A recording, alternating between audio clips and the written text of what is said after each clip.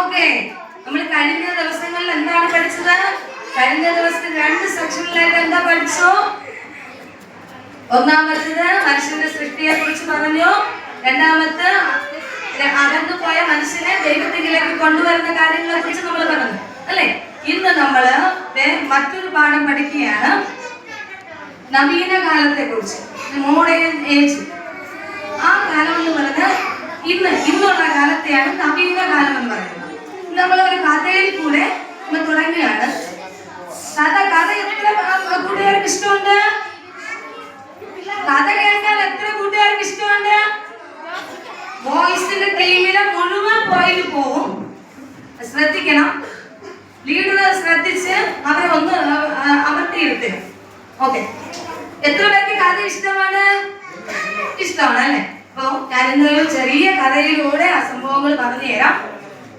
ജെറിൻ എന്നൊരു സഹോദരനെ കുറിച്ച് അല്ലെങ്കിൽ ഒരു വ്യക്തിയെ കുറിച്ച് നമുക്ക് പഠിക്കാം. ഒരു ജെറിൻ എന്ന് പറയുന്ന ഒരു സഹോദരനുണ്ടായിരുന്നു, ഒരു കുഞ്ഞുണ്ടായിരുന്നു.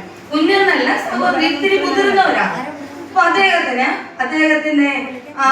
ഒത്തിരി കടബാധ്യതയുണ്ടായിരുന്നു.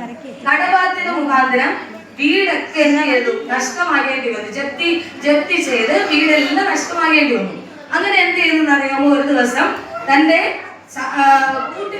കൂട്ടുകാരൻ ജോബിൻ എന്ന് പറയുന്ന ഒരു വ്യക്തി എന്ത് ചെയ്തു? ഇത് അറിഞ്ഞു. തനിക്ക് ഇങ്ങനെ ജപ്തി നോട്ടീസ്, തന്റെ വീട് ഒക്കെ നഷ്ടമാകാൻ പോവാ, ജപ്തി നോട്ടീസൊക്കെ പിന്നെ ഒട്ടിച്ച് അങ്ങനെ വീട് നഷ്ടമായി കടക്കണിയിലാണെന്ന് മനസ്സിലാക്കിയപ്പോ ജോബിൻ എന്ത് ചെയ്തെന്നറിയോ? തന്റെ സഹോദരനെ